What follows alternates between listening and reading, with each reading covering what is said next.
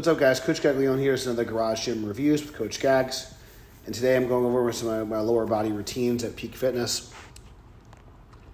I think when it comes to direct hamstring work, one of the things I neglected for many years just because I didn't have access to a lot of these tools, I did a ton of hinging movements. So this was something that I think, so outside of like glute ham raises, which again, so let me backtrack. So when it comes to training your hamstrings and your posterior chain, glutes, hamstrings, lower back, that kind of complex, hip hinging is really important. So you're getting a lot of hip extension work, which is going to stretch the hamstrings in a different way and typically involve your lower back and glutes quite a bit.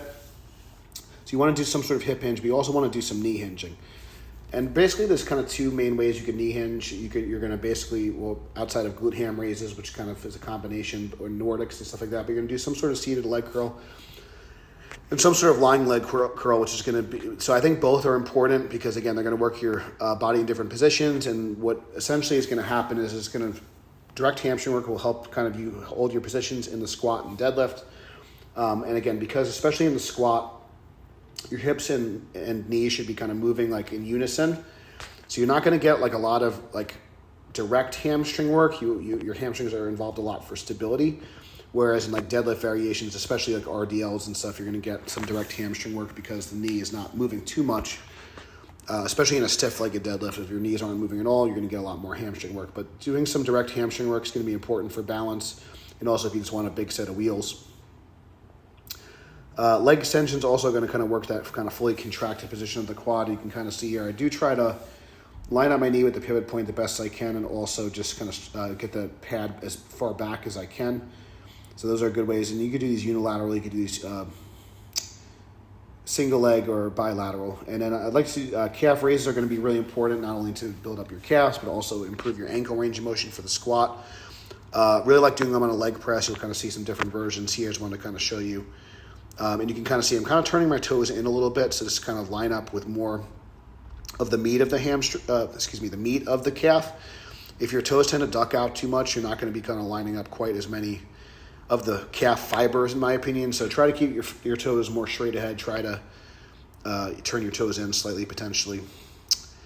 Pendulum squat's one of my favorites. Because it's on that arcing motion, it's very easy to kind of get that hamstring to kind of cover your calf. Sometimes I'll do these more like a sissy version. You can kind of see it. Sometimes my heels are coming up a little bit. Not a huge deal. Obviously, you could use a wedge. Obviously, you could use squat shoes. But the main thing, if you're trying to work your quads in like a leg press or a squat variation, you want to make sure that your hamstring and calf are coming in contact with each other. I don't really think about driving the knees forward. I try to think more about bringing the hamstring to the calf.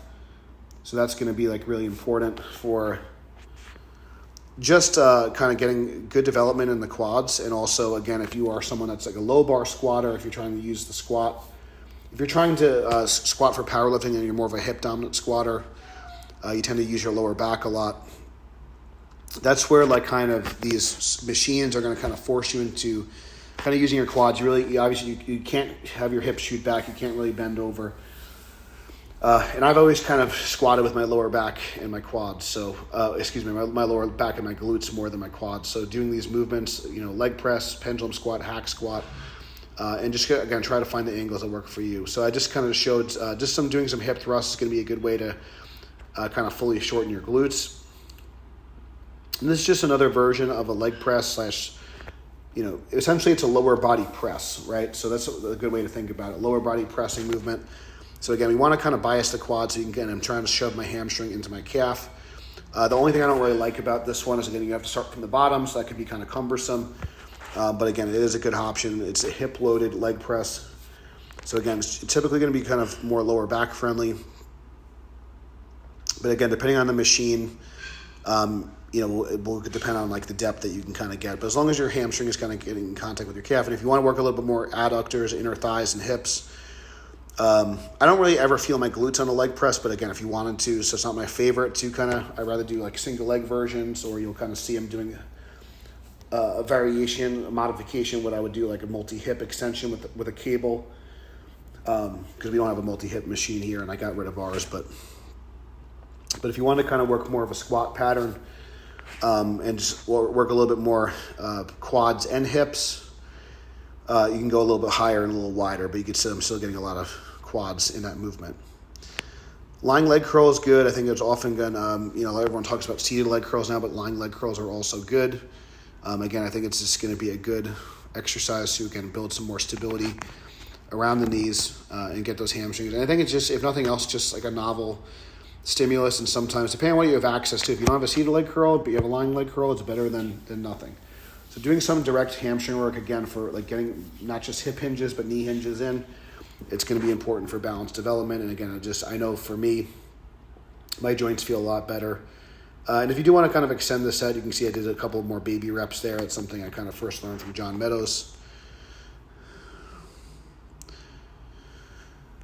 So when you're doing these leg presses, make sure that you adjust the back pad. Generally, I would advise that you put the back pad down more so you get a little bit more. Your hips are going to be a little bit more extended.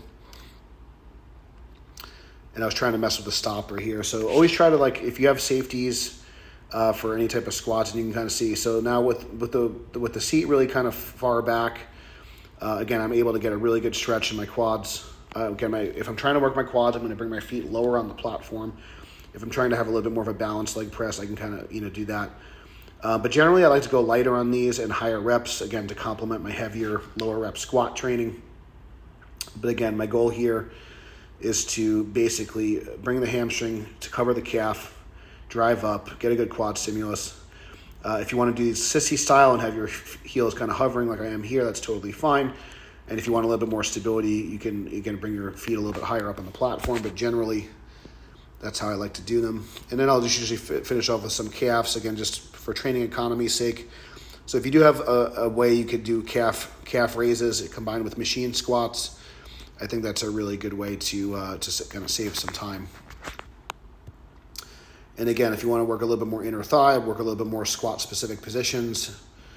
And again, I'm still getting the hamstring to kind of contact the calf a little bit. So even though these may not look quite as deep, it's just I'm getting the depth in different ways. I'm getting a little bit more depth in my hips and just getting a little bit less range of motion on your knees. This is something, again, if you have access to an inner and outer thigh machine, just for hip health, again, if you are, maybe you're an equipped lifter, maybe you're a wide stance squatter or a sumo deadlifter, getting your hips strong and healthy is going to be important, and also just for recovery, getting that blood flow in the hips. So if you notice, I'm kind of doing hip abduction from different angles, sometimes leaning back, sometimes leaning forward, sometimes with straight legs, sometimes with bent legs.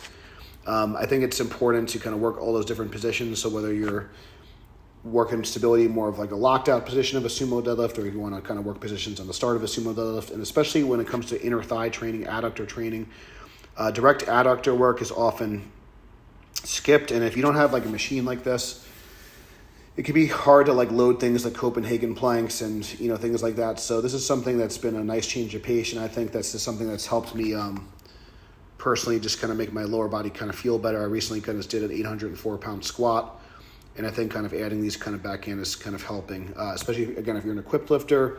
You also need to kind of be able to control and spread open the material.